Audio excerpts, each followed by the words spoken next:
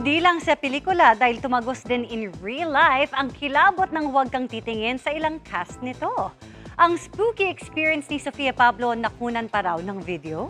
Ichuchika yan ni Nelson Canlas. Sa umaaligid, magparamdam.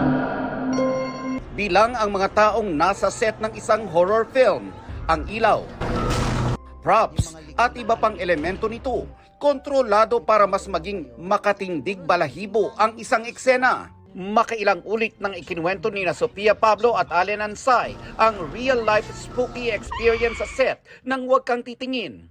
Pero sa kauna-unahang pagkakataon, ipinasilip sa GMA News ang nakunang eksena. Kung i-slow mo ang video, makikitang may mga paa sa ulo ni Sofia. Yung scene na kinakaladkad ako, the shot po was pag ganon. So dito po ako, so pag ganon yung camera. So syempre po, walang tatayo doon talaga. And then pag cut, sabi nila, cut, may nakatayo sa likod ni Sofia. Sinabi na walang tatayo. Eh yung PA ko po, si Mama Janelle, andun din po siya sa wall. So sabi niya, Nakshi, walang nakatayo doon kanino. Sabi ko, ha? Meron daw dalawa. Kasi kita mo talaga, dalawa talaga silang nakatayo. Hinanap nyo, so walang nakakakilala doon. Kasi wala po talaga nakatayo. Parang Kasi, isipin niyo po, ito po yung corner. Tapos andito kami lahat. So, imposibleng may tumayo po dyan sa corner.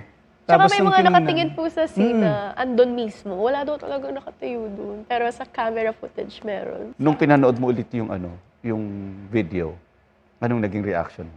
Takot po ako syempre. Pero nung time na yon, kailangan tapusin yung work. Kasi ano pa lang po nun parang 3 or 4 a.m. So meron pa kaming mga 3 hours before matapos yung shoot. At least marami po kami sa taping. So naging joke na lang siya na, yung mami na yun, naka-sneakers pa.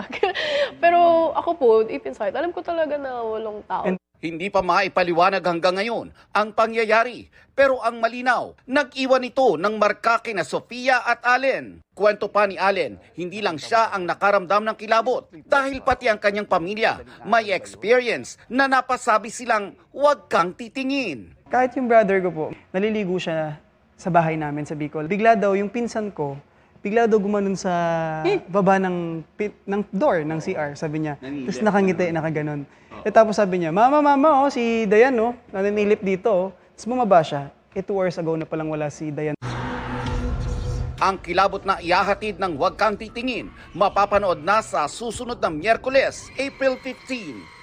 Nelson Canlas, updated sa Showbiz Happenings.